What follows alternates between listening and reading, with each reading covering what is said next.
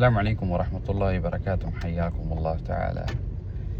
السؤال المتكرر اللي دائما اللي نحن فتحنا عليه فيديوهات بالساعات، ولكن راح أعيد إني أشرحه بمختصر. ظهور الأرقام في حياة الإنسان، ليش هذا الرقم دائما بتكرر لك؟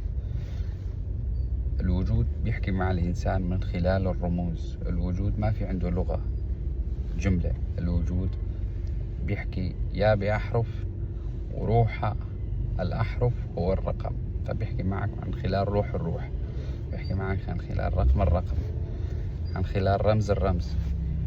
انت اللي عليك انك انت تفهم هذا الرمز شو ليش ومشان شو ظهر.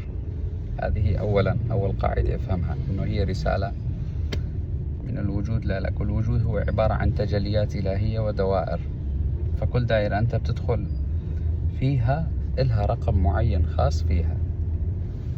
هذا 2. 3، لازم تعرف الأرقام. أنا راح أختصر الأرقام بطريقة يعني سريعة جدا، وإذا بدك في فيديو أنا حاكي عن الأرقام وسلسلة الأرقام. طيب، 4، الأرقام بتبدأ معك تسلسل، يعني ما بتبدأ معك عشوائيا. ودائما الأرقام تنقسم إلى قسمين: أرقام فردية، أرقام زوجية. أرقام الفردية ترقي، أرقام الزوجية عطاء. ترقي فيه امتحان، فيه كشف، فيه نوع من أنواع لا يمتحنك لا يشوفك، يعني فيه اختبار. أرقام الفردية. أرقام الزوجية فيه عطاء، خلاص تجاوزت أنت الاختبار. طيب، شو هي الأرقام الفردية؟ 1، 3، 5، 7، 9. هذه الأرقام الفردية. الأرقام الزوجية 2، 4، 6، 8.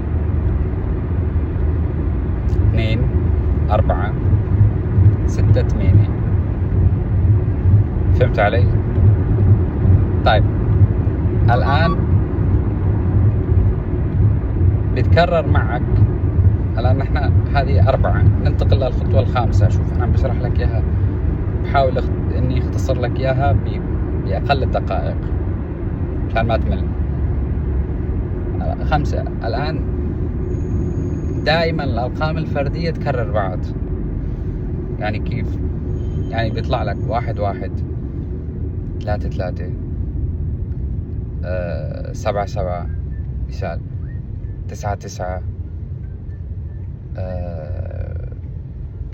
يعني هذول دائما إذا يعني بيتكرر لك. طيب، نجي على الزوجية. الزوجية كمان نفس الشيء، 8، 8، 6، 6، 4، 4، 2، 2، 22. تمام. طيب، الآن أنت فهمت يا عطاء يا ترقي، اختبار. طيب، أنت بدك تطلع من المرحلتين، أنت اللي بدك تتحكم في المرحلتين. وشو اللي أنت ممكن تستفيد منه؟ اللي تستفيد منه بسيط جدا. إذا أنت عم تشاهد الأرقام الفردية، يعني دائما بتكرر قدامك 1، 1، 3، 3. طبعا أنا عم بختصرها، أنا لسه ما شرحت شو يعني 1، 1، شو يعني 3، 3. بيختلف شرح كل رقم عن الثاني، شو معناته. مثلا 5، 5، شو كل رقم له شغله. طيب، الآن مثلا أنت بدك تتمكن من هذه الدائرة اللي أنت فيها، بيطلع لك دائما 1، 1 أو 3، 3 فردي. شو هي الأرقام الفردية؟ الأرقام الفردية هو عبارة عن ثنائيين، رقم أدنى ورقم أعلى. الرقم الأدنى بيبدأ من 1، 3، يعني 13، 5 يعني 135. 7 يعني 1357. 9 يعني 13579. هذا الرقم الأدنى، الكود الأدنى.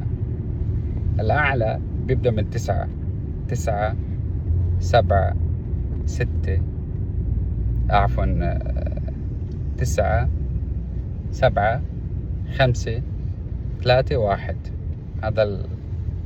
هذا الأعلى. طيب شو بتعمل؟ تقرأ يا لطيف، تمام، تقرأ يا لطيف هو بهذه الطريقة. يا بتقرأ بالرقم الأدنى يا بتقرأ من الرقم الأعلى، تمام. هذا إذا أنت في الدائرة الفردية. أما إذا أنت في دائرة العطاء وبدك تزيد أكثر وأكثر ودائرتك تتسع وتأخذ أعلى وأعلى، شو بتعمل؟ كمان يا بتبدأ من الأعلى يا بتبدأ من الأدنى، ما في مشكلة، تمام. يعني يا بتبدأ من 8 ل2 يا بتبدأ من 2 ل8.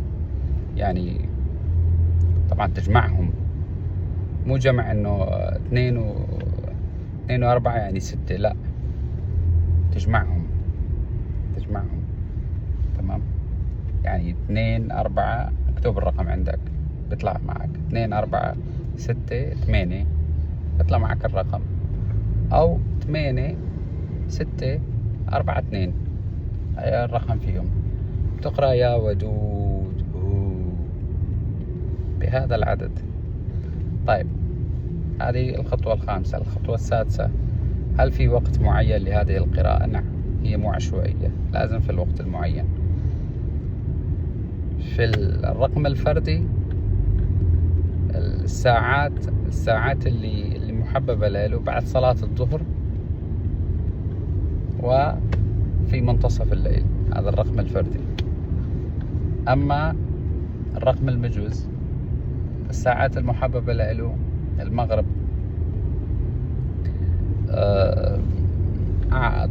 تب الساعة له هي ما بين العصر والمغرب، هذا التب.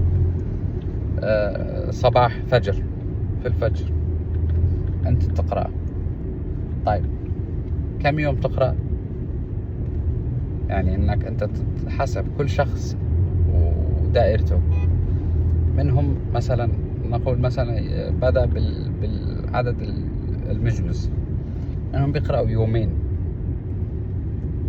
وبينفتح مع الفتح أكثر وأكثر وبيتثبت وبيفهم. منهم بيقرأوا 4 أيام، منهم بيقرأوا 6 أيام، منهم بيقرأوا 8 أيام، وبيرجعوا بيكرروا نفس العملية لحتى يصير معاهم. فأنت شوف على حسب قدرك، والله ولي التوفيق. هذا درس كبير جدا، أنا عامل فيه حلقات كبيرة جدا، أكثر من يمكن 8 حلقات عن هذا الأمر. أحاول أحط رابط تحت الفيديو يعني اشرح فيه أكثر. أنا حاولت أني أختصر، ضغطت المادة طلعت 10 دقائق، سامحونا على الإطالة، يعطيكم العافية. اليوم بالليل في بس إن شاء الله تعالى بتوقيت الإمارات الساعة أتوقع يعني يا 11 يا 12، فشوف المناسب ونخبركم إن شاء الله. السلام عليكم.